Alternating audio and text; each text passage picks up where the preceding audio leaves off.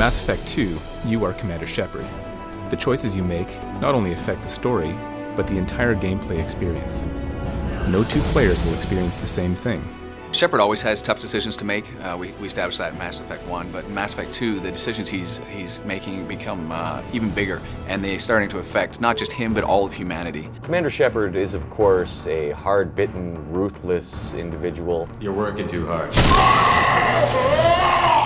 Or perhaps he's a kind-hearted, nice individual who helps people out when he can. It's the nature of this game that he can really be anything that the player wants him to be. You'll determine your character's gender, your appearance, your powers and skills, and even how humane or brutal you are.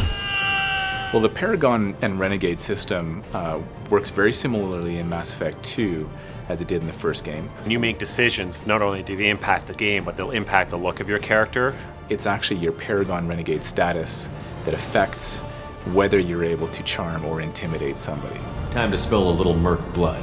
Glad to see you haven't changed. This game, we wanted to give you the ability to personalize your armor. You can choose color, tint, there's camouflage, there's striping, there's various material variants. You get the armor that performs the way you want it and looks the way you want it. The player will appear in all cutscenes exactly the way they want to appear. So all their armor will be there, all their exact guns.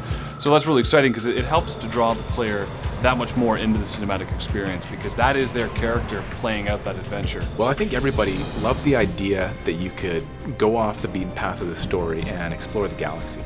In Mass Effect 2, you're actually burning fuel. When you actually get there, you feel like you've really gone somewhere far away. Scan planets by moving the scanner around, turning the planet. When you find a location, that becomes what we call an N7 mission. The N7 Worlds was a chance for us to really explore those special science fiction moments you see in the movies and giving the level artists a chance to do something different and unique that you really can't bring to the core game. Some of them are standard length, like 30-40 minute missions. Other ones are very short, like 10 minutes. They all tie back in the main story somehow.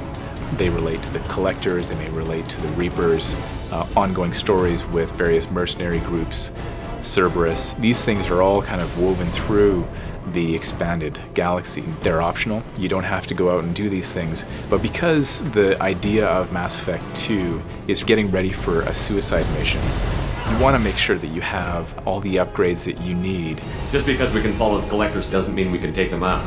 I don't want to go after them until I know we're ready. If you don't have your guns upgraded, for example, on the Normandy, there will be repercussions in the endgame for not having that. So it's obviously in your best interest to go out and make sure that you explore and do these research missions.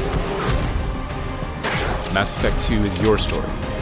How will you play? The more people we have on our side, the better our chances of success. Shepard! We need to keep building up the team. It's your call, Commander. Whatever you decide, we're with you.